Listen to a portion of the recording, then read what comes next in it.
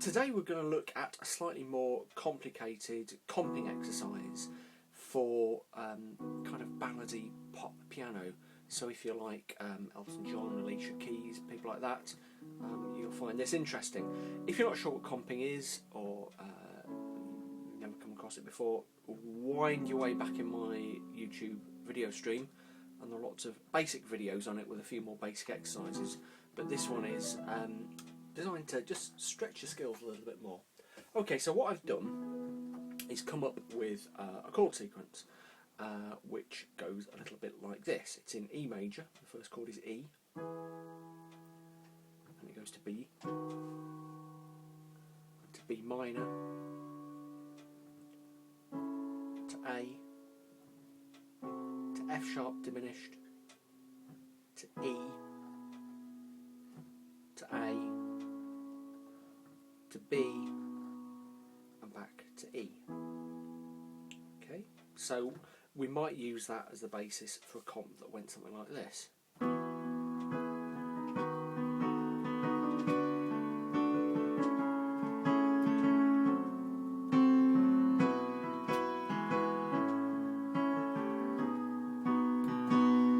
Okay.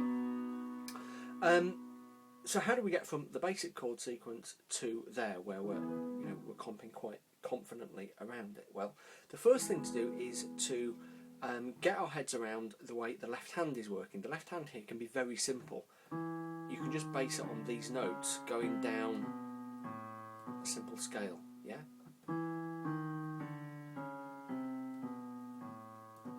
And that's important because some of the chords get their particular characteristics from the fact that they have a different note in the bass from the note they're named after. Let me show you what I mean.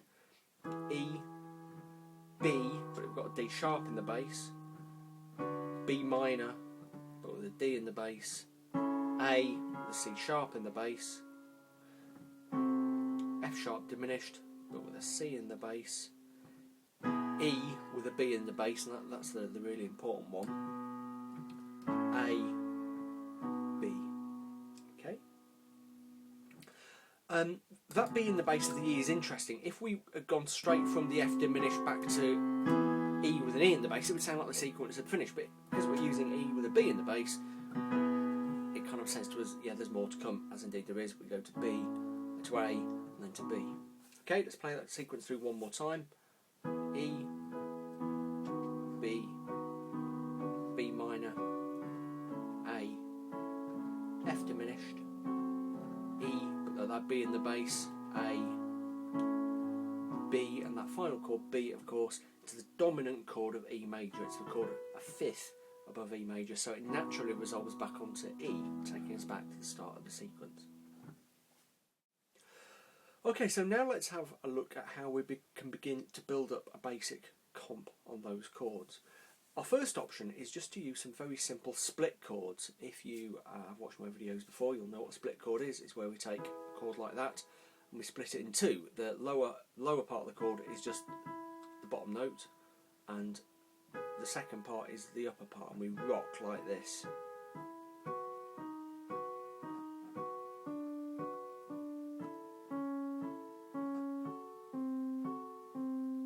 Oops, sorry. Okay. And that makes a really quite easy comp. It's got a little bit of interest, it's got a little bit of rhythm and drive, but it's not very difficult. Let's do it with the left hand.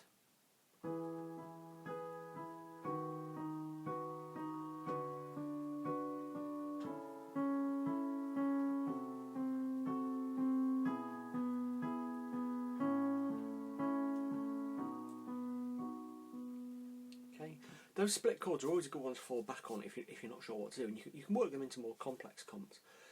As I've said before, if you listen to people who are not experienced pianists playing the piano, playing their songs on the piano, they often fall back on that because it's easy.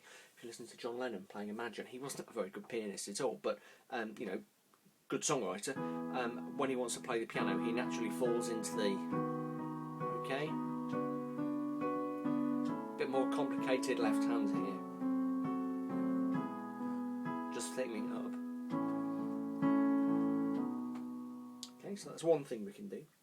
The other thing we can do is make the sort of rocking that's happening in one hand there, we can make it work between two hands, a bit like this. Again, I'm going to thicken up the left hand a bit. I'm not going to play a full chord in the left hand, that would sound too chunky, but I'm just going to probably play two notes at once.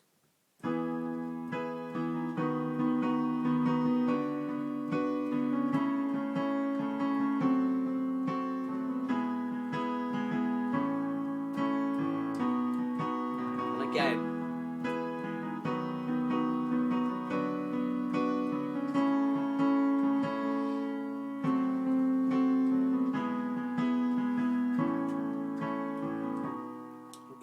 I'm not playing anything desperately complicated there, just block chords in the right and in the left. But look at the way I'm getting the rhythm. It takes a little bit of getting used to. And also notice I'm using the pedal to stick it together. If I played that without any pedal,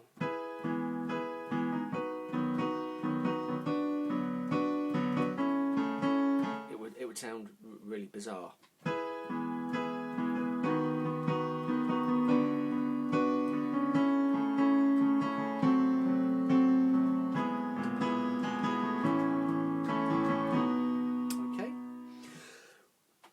So if you're playing this exercise, you can begin to use those two techniques, okay, rocking in just one hand and in two, and play them off against one another and practice and practice.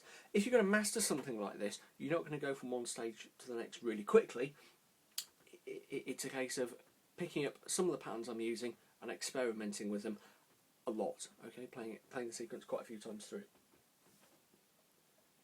Okay, now let's look at something a stage more complicated. I'm going to take the two techniques I've shown you so far to build up the comp, and I'm going to kind of combine them. So we've got a bit of rocking going on in the right hand, but also between the two hands. Okay, using, as before, exactly the same chord sequence.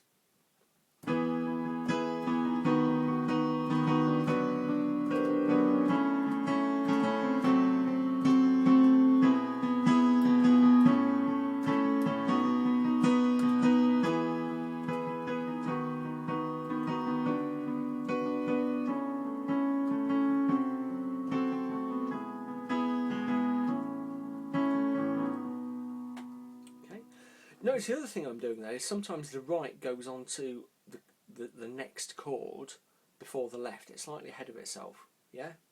So, okay, so the B chord doesn't, strictly speaking, start until the left hand gets there, but you can move up early. That's quite an interesting thing to do. And again, the kind of thing you'll find yourself doing naturally as you just begin to play around with this. The next stage is to begin to add colour and maybe some different chords and to experiment a bit more. It's at this point that it begins to become useful to know a little bit more music theory, and particularly the notes of the scale of the key you're playing in. Okay, we're playing in E, and so the notes of the scale of E are E, F sharp, G sharp, A, B, C sharp, D sharp and E.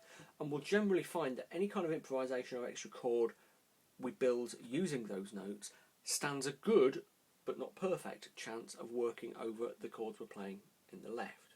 Okay, it's just worth saying there that in any piece of music you don't have to stick to using the chords or the notes that are natural to the key. Okay, people often ask me this, they say, you know, you're playing in E, so surely the B chord in E is B major, why are you putting B minor in? Surely you can't do that. Well, of course obviously you can, because it sounds good. Yeah, as long as you find your way back to the tonic, which is E, you can do whatever you want in the middle. Now, some things are going to sound pretty strange, but you can still get your way back to the E. Okay, so don't worry about using right notes and wrong notes. In fact, it's better to be a bit more experimental and willing to make mistakes.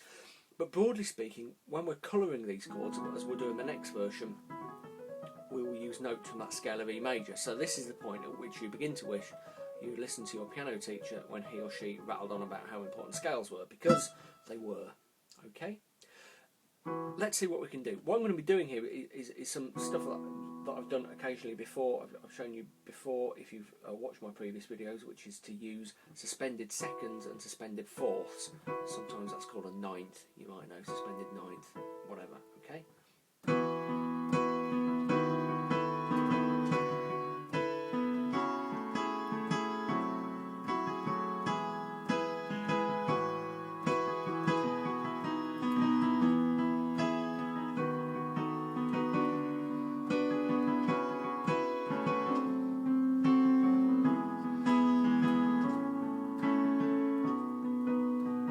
One thing you'll notice there is that I'm suspending that E shape, you know, the basic E shape, or the one I've made a bit more complicated, over chords other than E. You can get quite interesting sounds doing that. So there's E, but this is E in the right hand, but an A in the left. Okay, a little bit discordant, but can be quite interesting.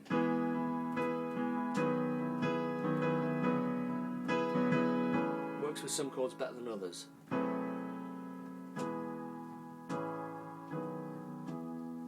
Okay, so as I've said again and again and again, the trick is to not try and copy what I'm doing exactly, but see what I'm doing, try and learn from it, and experiment for yourself. Sit down at the piano keyboard, grab that chord sequence. Here it is. I'll write it out in full for you so you can jot it down. E, B, B minor, A, F diminished, E, A, B.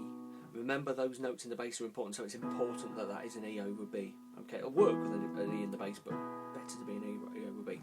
So jot that chord sequence down, stick it on the piano in front of you, and try the exercise again and again and again and again and again. Obviously, if you're not that familiar with chords, you're going to have to work out a little bit about how each chord works. Okay? So, hopefully, in the end, after a lot of playing, you're going to end up with something a bit like this.